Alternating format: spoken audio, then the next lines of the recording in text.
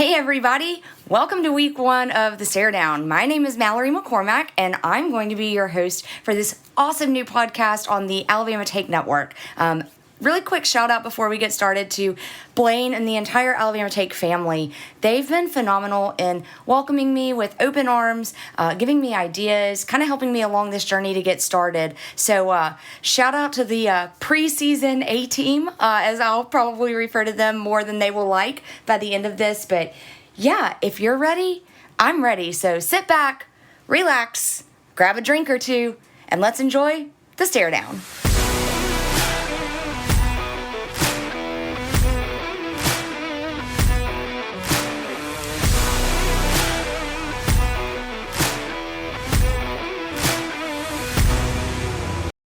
All right, so episode 1, I'm calling this the starting lineup because, well, we're going to make a sports reference to everything. And in fact, if you want to see how often I can make sports references to things, you can actually go check out the blog post that goes along with today's episode. It's at thealabamatake.com.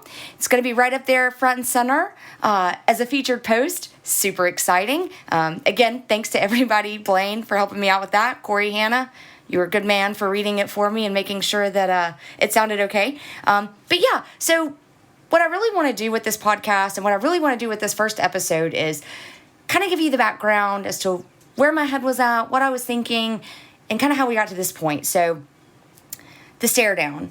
I've already been hit with a Twitter troll or two making fun of the name, and I get it, right? You're going to talk on a thing called the Staredown. That doesn't make a whole lot of sense. Well, but it does, right? Because it's a sports podcast, and as I referred to in the trailer, women have seen a lot of controversy the last few years in sports. I mean, I think probably the most famous stare down we've seen in women's sports was the Women's National Championship game. Everybody gave Angel Reese hell for doing the John Cena, they can't see me back, pointing at her ring finger, doing all of that. But she stared down her critics and just said, look, this is me. You can like it or not, but I am who I am. And around that same time, my mom and I take a baseball trip. Every year, we go to an Ole Miss home baseball weekend. It's super fun. We've been doing it for about 3 years now. Thanks, COVID, for kind of lighting that fire under us to go see and do things while we can, while we still have the chance, because you never know. So around the same time that, all that stuff's kind of going on with Angel Reese, it's actually kind of right before the NCAA tournament got started for women, but she'd already been criticized early on in the year, as had a few other female basketball players for being too showboaty, too in your face, too just flamboyant, right? But, I mean, what they were doing was, honest to God, nothing different than what you've seen LeBron James or anybody else do. I mean, come on, we're not actually walking out with, clapping our hands and the white powder coming up above our head. Like, we're not doing anything like that. We're just, calling game when we got game. So, Mom and I go to this first night of baseball game series. We're playing Purdue. It's at Ole Miss. We've got great seats. It was cold, so we were all bundled up. But sitting up there talking to a couple of guys, I believe they're season ticket holders. I don't know if I hope they hear this or not, but if they do, I'm pretty sure they're going to know who they are. So one of the guys was talking to me, and we were talking about a hit that had happened and kind of talking about some stuff. It was actually the weekend of the Jackson State game where the umpire called strike 3 on a strike, and it was not a strike. It was as far from a strike, I think, as you could get without it being a wild pitch. So there was a little bit of controversy in that. So they had immediately, suspended him from the rest of the weekend and that type of thing. So we were also talking about how, Kemp Alderman, Ole Miss baseball player who just got drafted in this most recent Major League Baseball draft, he did a home run. And it was not just a home run. It was a complete bomb. And I believe it was 118 mile an hour velocity and went close to 500 feet. And it was, during a previous game. And so, talking stats, talking through all that. Well, there's another season ticket holder kind of sitting to our right, and he listened to everything I said. We kind of finished up the conversation. He turns down to the same guy I had just been talking to, literally repeats what I said word for word. I mean, even the ands, ifs, likes, buts, ors were the exact same. And all I could do was turn my head and just stare at him. And be like, really? I just said the same thing. I get it if you weren't listening. That's fine. But I think what really made me the maddest of it is the guy I'd just been telling it to never even said, yeah, that's what she and I were just talking about. I got completely shut out of that conversation. And whether they meant to or not, I don't know. I would like to believe it wasn't malicious, but it happened. And I think my ultimate problem with this, and what really kind of lit my fire for this, is I had to do a stare down to that guy. Be like, really? Give me my props. I just said exactly what you just said. Whether you took it from me or whether it was your own knowledge, again, have no idea. But you still weren't in that moment. And I think it's just a generational thing. I think it's just kind of part of where our culture is and has been for so long. As a female, me knowing more about sports or knowing things about sports that maybe somebody else doesn't know, mainly a man, it's weird. It's uncomfortable. And we've just been shut out of the conversation for so long that I really want this podcast to be that place where female and male, we can come and we can talk. And it doesn't have to be driven male versus female. It can just be sports fan to sports fan. But I also want to make sure, though, first and foremost, that female voices are heard, that what we know is put out there, because, y'all, some of the smartest sports people I know are females.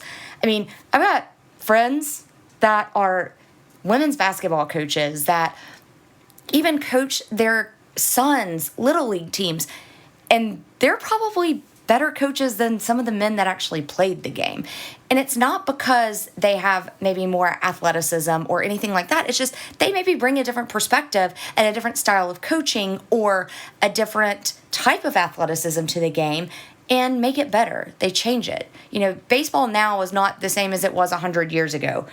Football now is not the same as it was even 10 years ago. So why can't we have those female innovators coming in and doing that? So long story long, as my husband likes to say, that's where the name came from.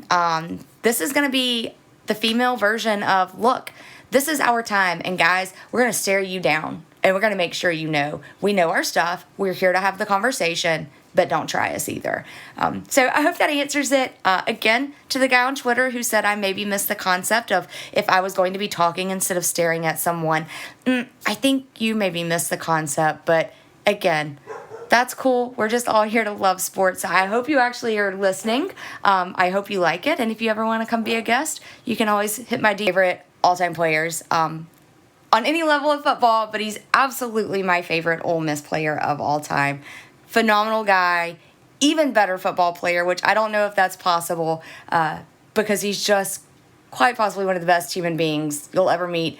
He's funny, he's charming, and when I was 14 years old, I think he was rivaling my other loves, Hanson, at the time. Once you figure out who he is and once you hear him, or you even checked out the blog post on the Alabama Take, you'll see that I obviously had a type back in my teenage days. So I hope you'll enjoy my interview with him. But I thought he was a good start.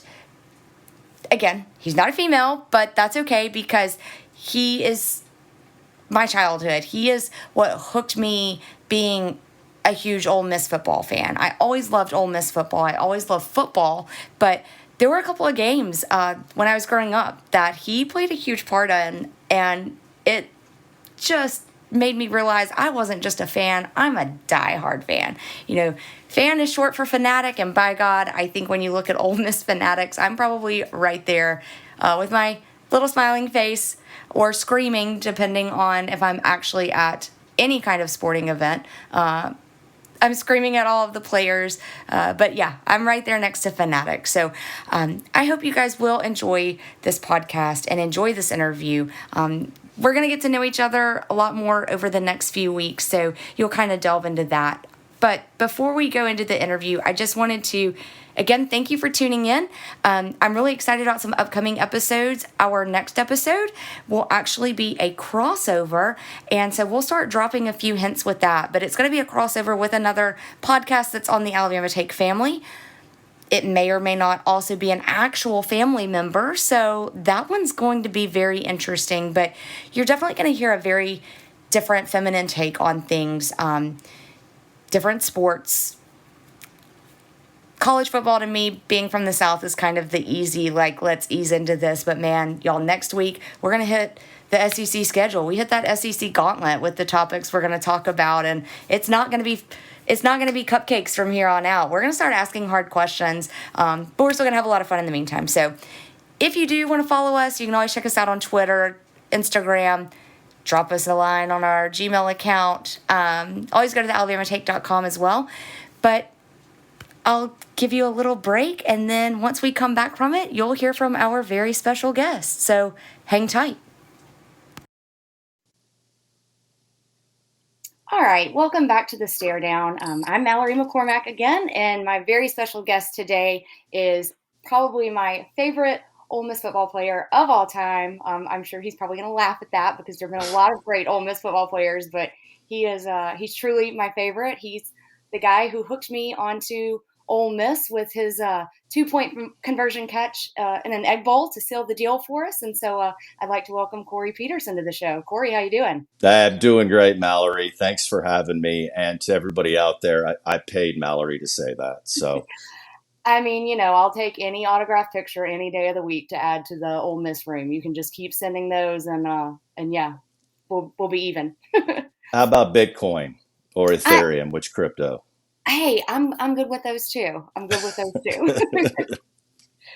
Awesome. Well, Corey, this is our first episode of the Stare Down, and as I was kind of explaining to the listeners earlier, part of the reason why I called this the Stare Down is because one of my favorite things about sports is the stare down. You've seen it. MJ staring down the other team in the finals as he's like hit the shot and he's running backwards, and you always see it like going into fights and the fighters square off and they just stare each other down. And I think one of the cool things I've realized in researching for this show is that stare downs happen in every sport, and probably, again, my favorite Ole Miss football stare down moment was Ole Miss versus Auburn in Auburn in 1999. And I always thought it was fun because a lot of people didn't get to see this, but the stare down actually happened before the game, right? Like you guys had a few, I wouldn't call them enemies, but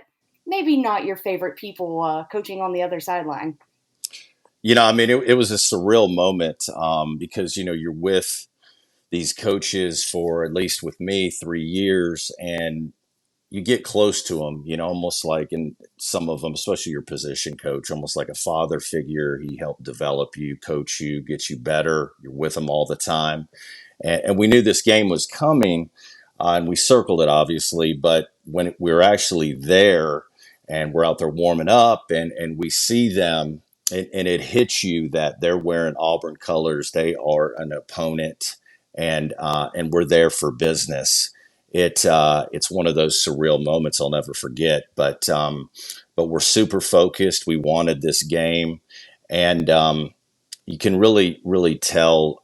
Just I took yesterday night, started watching this old Jefferson pilot version of the game, watched half of it, and then just finished some of it a little bit ago. And we were super focused and intense. I mean, that our defense played so well.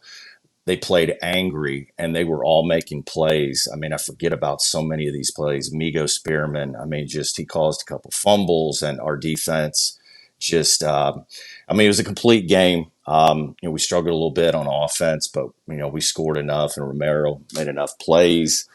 But it was one of those. We were not leaving that stadium without a W, and we could not let our fans down because, like people like yourself and these great Ole Miss fans, traveled a long way for that game, and y'all had it circled too. So we had to get a W for everybody in the stands and everybody home watching that game. Yeah, so I think you make a really good point there about it wasn't just for you guys; it was for the fans and everyone that was still supporting us. So for those that may be listening that don't follow Ole Miss football as closely as I do, the year before, after the Egg Bowl, which is our big rivalry game with Mississippi State.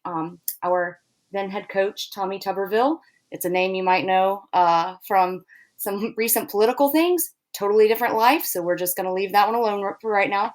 But he had been telling everybody, he wasn't going to Auburn. He wasn't going to Auburn, even as the rumors swirled. And he had passed up the Arkansas job the year before. And so, going into the Egg Bowl, it's not happening. It's not happening. And Corey, I think he even told you guys the same thing, right? Like he wasn't going anywhere. But I mean, can you really blame him? Like you guys still had to go out and play the Egg Bowl. So you don't want to tell your team, hey, I'm leaving you at the end of this game. Let's go try and win, right? Yeah, I mean, the talk was getting a little louder and louder each week. And we played Georgia, I think that Saturday morning or afternoon. And then the next week, it's a Thursday game. So it's a short week. There were a lot of injuries in that game. Romero hurt his shoulder on the last play of the game and couldn't play in the Egg Bowl. Coach Tuberville is telling us, no, not going.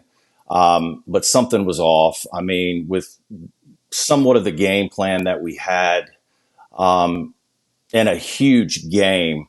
And it was a tough loss for us. We played hard. And then there's the locker room. And it was odd because essentially what we felt is our position coaches were pretty much telling us goodbye.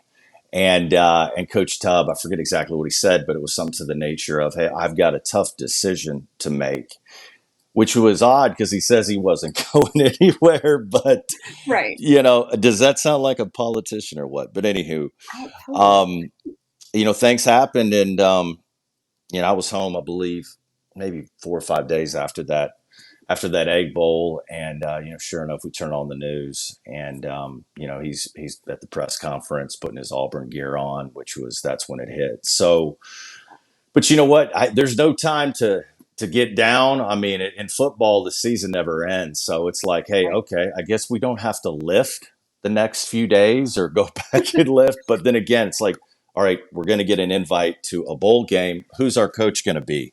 So Right. you don't really get to dwell on things and until it's all over and your career's over. But yeah, that's how it happened, and the rest is history.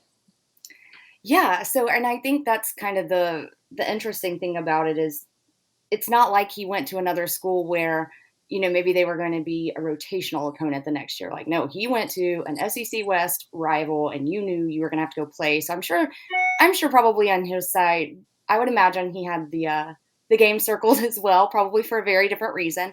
But, I think just, listening to you talk about like your position coaches, like you kind of feel like they're saying goodbye after that Egg Bowl. And then you see them, about what, 9-ish months later. And I'm sure they're probably saying, hey, and you can't ever take that human aspect out of it. You're always still going to kind of care about the person, especially if you did get close to him like that. And, did you guys talk to them? Did you give them that opportunity? Did you just say, nope, like it's strictly business and Coach Cutcliffe is here now. And like, all we want to do is go out, play this game, get back to Oxford with a victory and make everybody happy. Well, I mean, with me, it's a long time ago. From what I remember, I was, and it very well said about the human aspect of it, because I did really, really like Coach Greg Knox and then Coach Noel Mazzoni. And I mean, all of the coaches. Um, but those two very connected with, and I do remember seeing Coach Mazzoni before the game, and he's got that smile and his grin, and Oh yeah, with that big old mustache. yeah, I mean, he's just a guy that you just can't not like. And I just kind of remember trying to ignore him and, doing the best I could with that. But it was kind of somewhat awkward. I mean, no doubt was awkward. And, after the game, completely a blur. I don't remember seeing him. Maybe I did. We were partying too much Yeah. in the Hey, corner with all of y'all. So, uh, absolutely. And look, I'll say this, I'm born in Mississippi, moved to Alabama in first grade. Let's see, 99. I was a freshman in high school. So yeah, you guys can all go do that math and figure out how old I am. But I had been told the whole time I lived in Alabama, like you have to pick a team. It has to be Alabama or Auburn. And my whole life. I was like, no, I'm not going to. Like, I'm an Ole Miss fan. And so being able to walk into school that Monday and just like, I didn't even have to say anything. Like, all the Auburn fans just were so quiet with their little tiger tails tucked between their legs. And it was such a fun moment. But, I think for me as a fan, you guys stared that down and just came home with a victory. And I think an article I was reading about it. Chad Cook, I think, is the one who made the last tackle because, as everybody said, there was no way Romero could go play another overtime. But I thought the interesting thing was that Chad said he knew exactly what they were doing because it was a disguise. And it was actually the same play that you guys ran in the 2-point conversion against Mississippi State in 97. Am I wrong? That's what I recall as well, just hearing that afterwards. And Chad Cook, or as I call him, Cook Diddy, he was great in practice about, hey, you know, you go against your teammates over and over and over, so you know the plays. Yeah. And on offense, you would hate that when guys would do that on defense. So maybe Chad did that a few times, but guess what? I mean, it paid off. Thank you, Chad.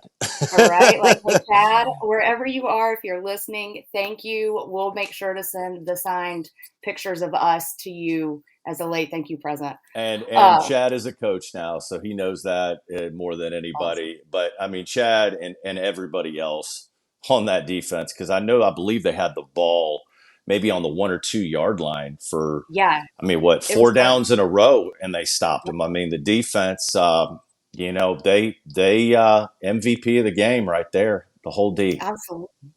Well, which I think is really interesting. You call him, the defense too. Chad being a huge part of that, like you said, Spearman earlier. Those guys, they played lights out, and but I think obviously for those of us that have followed football long enough, obviously offense, man, y'all get all the glory.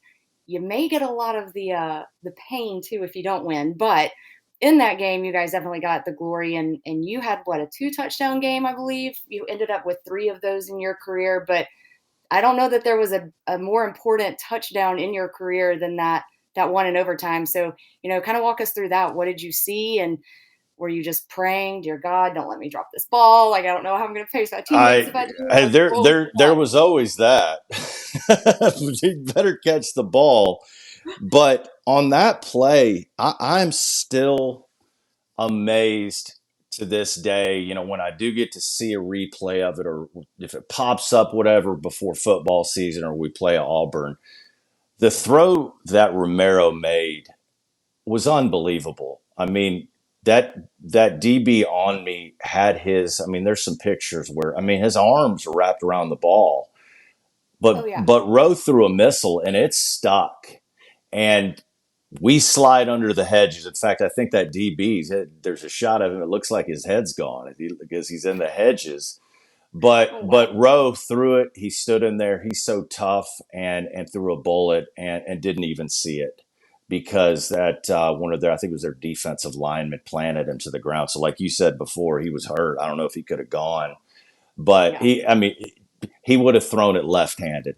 So if there was another overtime, he'd be out there, knowing Rowe. But yeah, I mean, it's one of those games that I'll never forget to be a part of, ever in my life. So proud to have played with these guys, and it's really it's out of a movie. I mean, our coaches leave, we go to their stadium, and we pull it off in overtime in front of a sold out crowd. I mean, can you write it any better than that?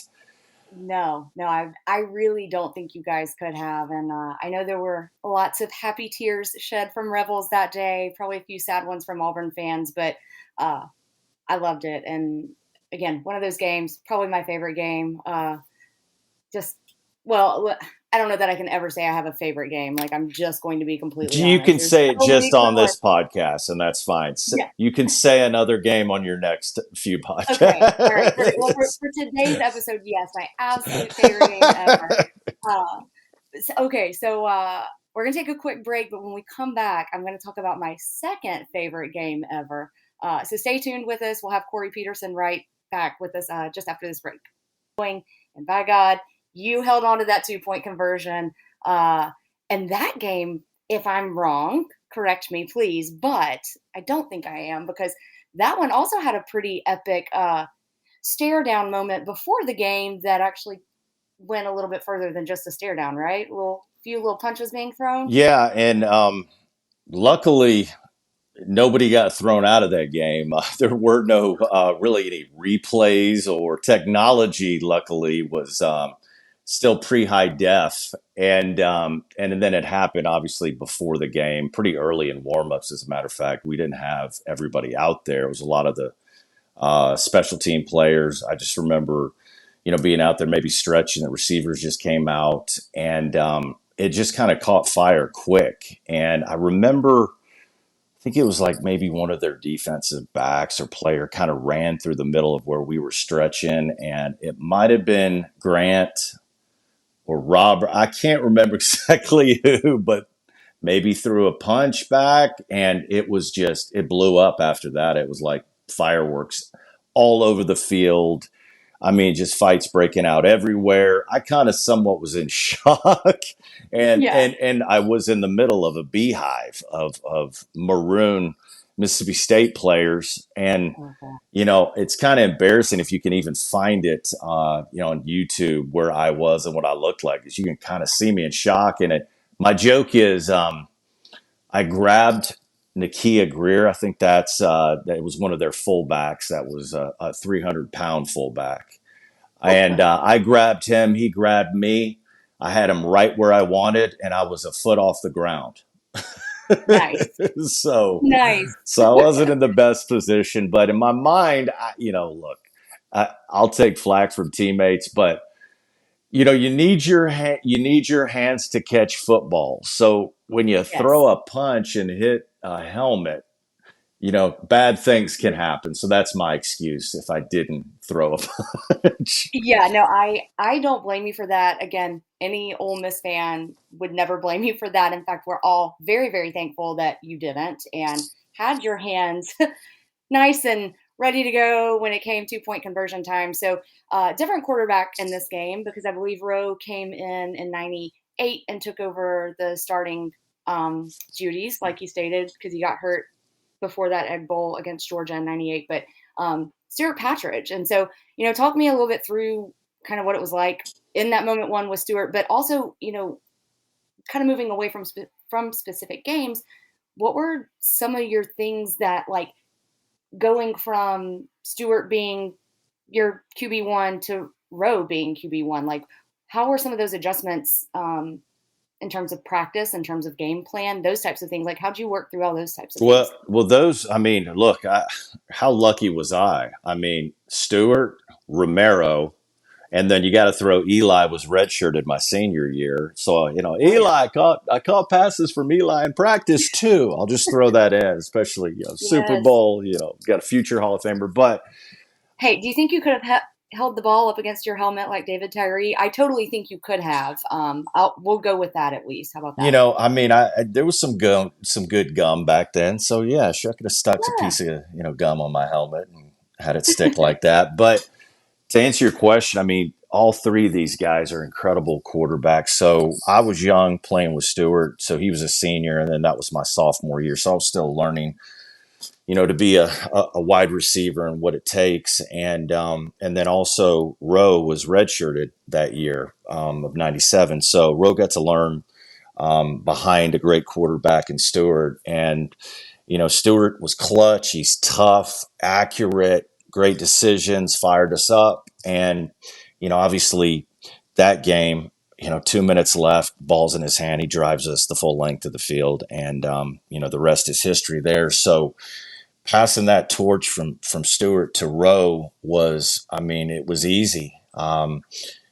Rowe, these guys are both different athletes, but Romero can run. Romero is strong arm, great decision, super athletic, and just so blessed to be able to play with two incredible, great quarterbacks in history. So But they both were just fun to play with. I mean, accurate, easy balls to catch. And what can I say?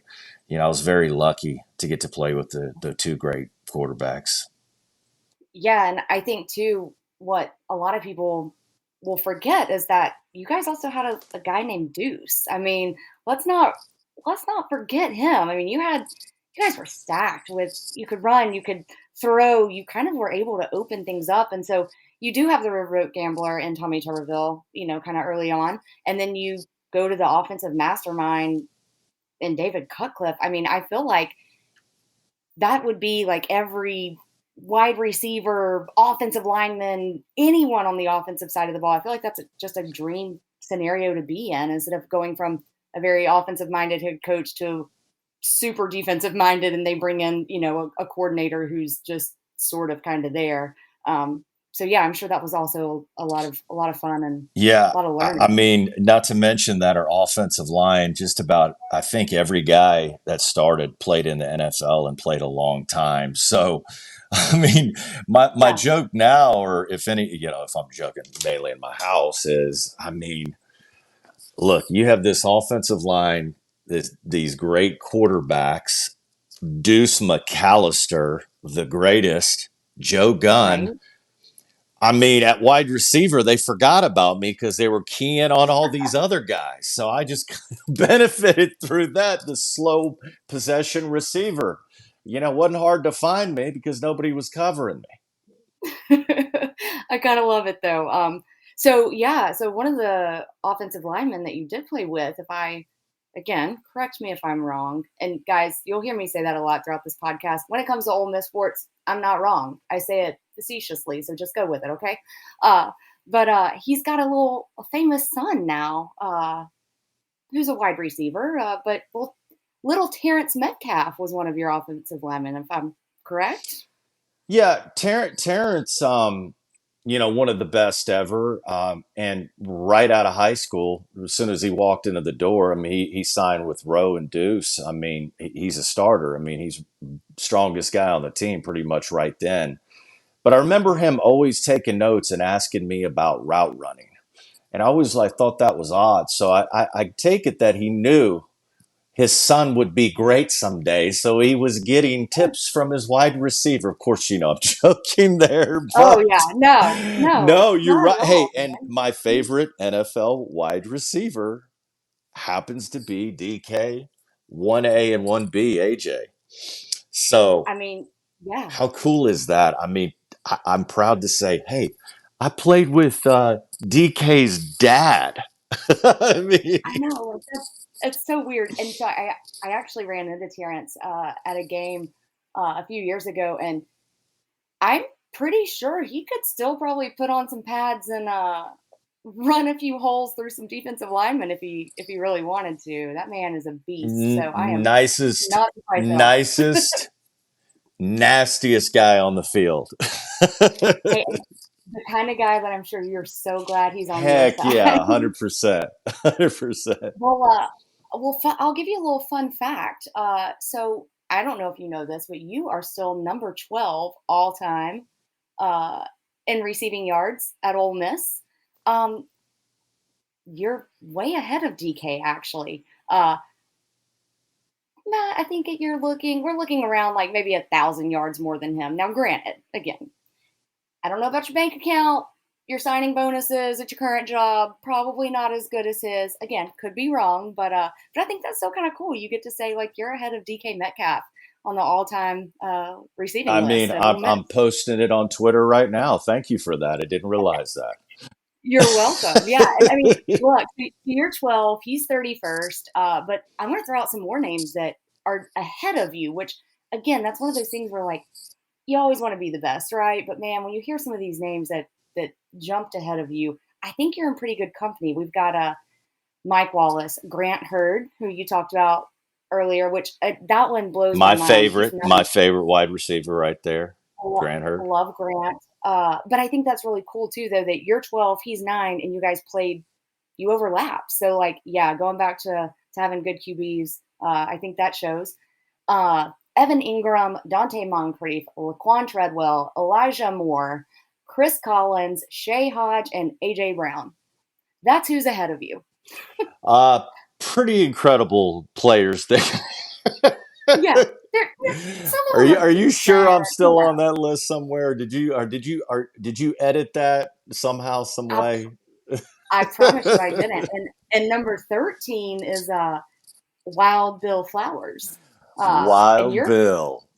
Yeah, you are 98 yards ahead of him. So you'll forever stay 98 yards ahead of him. Well, I mean, look, it's all I can say is wide receivers at Ole Miss. We're a brotherhood, and it's interesting. The older you get, you just love watching these new guys come in, and you're huge fans, and it's their time. And I love it that we're bringing in all these great wide receivers. So 20 something years later, I could say, yeah, receiver you, baby, receiver you. Hey, absolutely. I mean, I'm pretty sure, if nothing else, like there are definitely some ways to make some statistics read in our favor for that. So That's we'll right. take what we can, right? Like, That's right. let's also remember we are Ole Miss. We have lived through some very interesting and trying times. But hey, we'll take whatever victory we can when we can. That's right. Awesome. Well, Corey, I'm going to totally shift gears a little bit on you here. So one of the things that I wanted to start with this podcast and every guest is one of my favorite things besides stare down in sports. It's a baseball thing, but it's the walkout song, and I feel like everybody at some point has thought about what their walkout song would be. So on the spot, what would yours be? Oh, I wish I would have prepared for this one. But I mean, what's yeah, I mean it's Enter the Sandman, Metallica. Oh, absolutely. Okay. Dun. Yes. Yes, I love it. And especially, with that sandy blonde hair that you rocked in college, that would have been perfect. Like I can just imagine it blaring out over the box. Hey, imagine what my NIL deal with Sun would have been back in the day. Oh, dude, you would have like rivaled Troy Polamalu in his Head and Shoulders deal. I mean, you were the innovator. Like you were there. Amzie Williams and I would have had those endorsements. Oh, not gonna lie, I love Amzie as well. For those of you who don't know, go Google Amzie.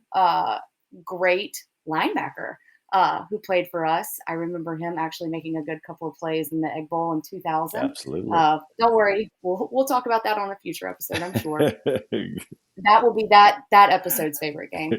Um, but yeah, awesome. Well, I like that. I like that walkout song. So personal life. I know you have a son and a daughter, and how old are they now? Because I think the last time I saw them, they were still what I would consider babies. But yeah, I know they're not getting any younger. It's craziness.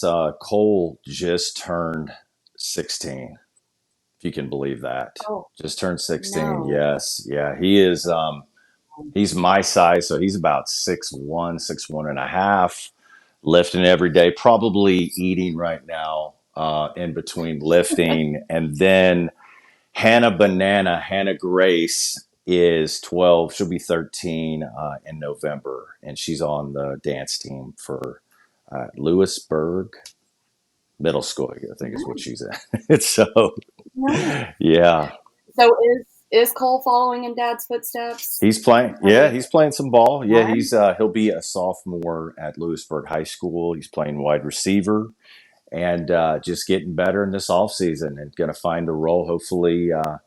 This coming year. And I mean, he's been growing in front of me for the last seems like 3 years. He's had a burst, and now he's getting that neck.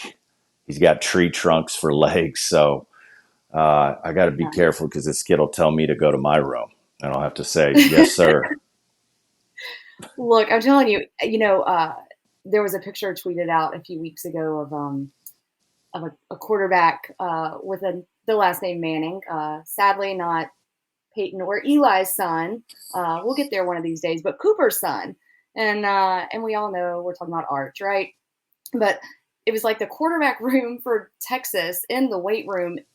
I sorry, Roe, don't hate me, but I don't remember Roe and those guys ever looking like that. I'm like, what in the world are these like? What are they eating? Or do they just go drink Gatorade all day and like eat nothing but like protein bars? Like it's insane. Like I'm sure you guys obviously had weight room stuff, but did you have it to that level? I mean, is it food technology? I guess Yeah, better diets, better, workout regimens, and I mean, there's so many things to it that it's. Hey, look, I mean, like we were talking about, it's business. It is business, yeah, and they identify these great athletes and players early on, and they get them in that trajectory to where Arch is looking like DK yeah. already. And, I know he won't be putting on a Rebel uniform, but I'm excited to watch him play. I loved watching Peyton. I mean, played against him a couple times. He was one of my Yeah. favorite all time players to watch. And Eli as well. So that's going to be pretty cool to see him play someday. And that, man, when Oklahoma and Texas, when they're in the SEC, I saw that schedule. That I mean, Yeah. it's going to be from a fan standpoint. Good Lord. I mean, every single week you got Yeah. I mean, top five matchups. It's pro football. It's like the NFLB.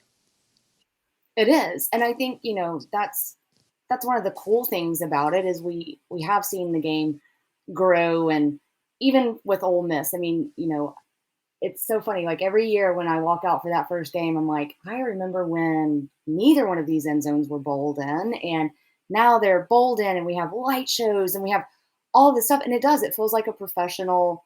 It feels like a professional game. But I think kind of the other cool thing is too, like, and sorry to every other conference out there, but not really. We're gonna knock ourselves out of the running. Like it's not because we're not the best in the SEC. It's because we're playing the best every single week. And so, y'all can all get mad that we always win, but I mean, when you play against the best, you absolutely become the best. And so I think that's been really cool. And I'm with you. I think bringing in Oklahoma and Texas, man, that's the next step in it. And it's going to be fun. I'm sure the tailgates will also be epic. So Oklahoma, Texas, start training your livers now. We are ready. We've been born ready for this. So y'all come on. We're ready to party Yeah, and in too. fact, and when I saw the schedule, it was because of my cousins texting me the schedule because I have three cousins that all graduated from OU. They're born and raised in Norman, and my aunt and uncle as well. So they'll be coming to Oxford, in a year, I guess, Yeah. from now. And they have been to Oxford in the Grove. They love it. It's their, of course, second favorite team in the country. So that's going to be pretty special when we're all Yeah. together. Well, you're always welcome to bring them by our tent. Would love to meet them.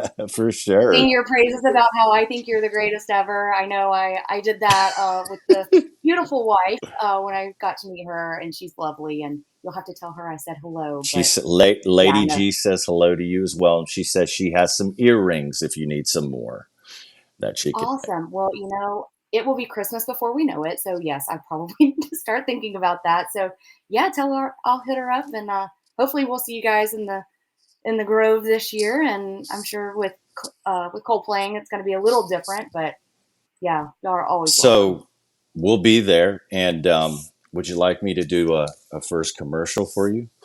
Maybe a free Yeah, advertisement. So that'd be wonderful. was down in Josephine, Alabama for the 4th of July week, which is not far from Foley, Alabama, Gulf Shores, and Orange Beach. And with my brother in law, who went to Ole Miss, and this is Georgette's sister that married him. And he might happen to have some car dealerships that down in the Mobile area. And we were joking around with my game show host, radio voice, deep voice. Hey, ladies and gentlemen. So I figured this would be an opportunity to give him a plug. So if you are looking to buy a vehicle, South Alabama, where you're at, Mallory, wherever Yeah, you're at, Acura, Cadillac, Chevrolet, Ford, Infiniti, Land Rover, Jaguar. All these go and shop from Joe Bullard. And Ty Bullard is running the show now, but buy from my brother in law. And I will tell you this, I bet Lane Kiffin, Coach Kiffin, would say the same thing. Hey, I think, if Lane would say it, then obviously Ole Miss fans in Alabama, heck, even if you're not an Ole Miss fan, you're anywhere near South Alabama, go visit them, pick you up a good car.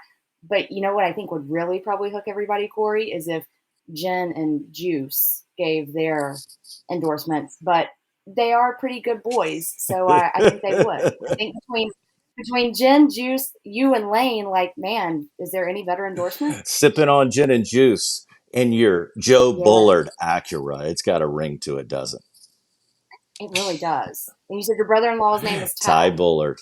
And yeah, Perfect. Joe Bullard is his father. So that's the name of the Awesome. dealership, Joe Bullard. And they're all over. They're great people, great family. And hey, look, you don't have to be down there. I think, don't they have drones now that can deliver vehicles to wherever you're at? I mean, I know there's got to be You know, something, right? there's got to be something. I know you can literally buy a car online and then it pulls up at your front door. So whether it's drone or, I don't know, time travel, anything like that, I'm sure we could get it to you, even if you're not in South Alabama. If you're in North Alabama like me, sure we could Flex figure something out. capacitor in all these vehicles if you want to go back. Yes, yes, I love it. Awesome. Well, Corey, thank you so much for joining us today. I'm sure this is going to be a hit. So I have no doubt that the people will be asking for more Corey Peterson stories and endorsements. So hopefully this isn't your last visit with us. And again, just appreciate you taking the time. Appreciate you, my friend. Thanks for having me. Hottie Toddy, you're my favorite fan Howdy. too. How about that? Oh, thanks, Corey. You can go tell somebody else that later, but I appreciate it, at least for this episode. All right. All right. Well, I hope you guys have all enjoyed episode 1 of the Staredown, the starting lineup, as much as I enjoyed making it. I promise over the next couple of episodes, hopefully my ums and likes and ifs and buts and all of the other awkward pauses get better, as well as my editing skills. But for now, that's going to be it for us. Thank you again. Huge, huge shout out to my favorite, Corey Peterson. Again, tell the kids, tell the wife, hello, they're phenomenal, you're awesome. Thanks to my husband for putting up with this craziness I came up with. Cody, you're kind of the best. And as Corey said, you made a pretty decent catch yourself when you landed me. So thanks for that. Again, we're gonna shout it out to the preseason staff, our A team who work behind the scenes, everyone at the Alabama Take, but specifically Blaine.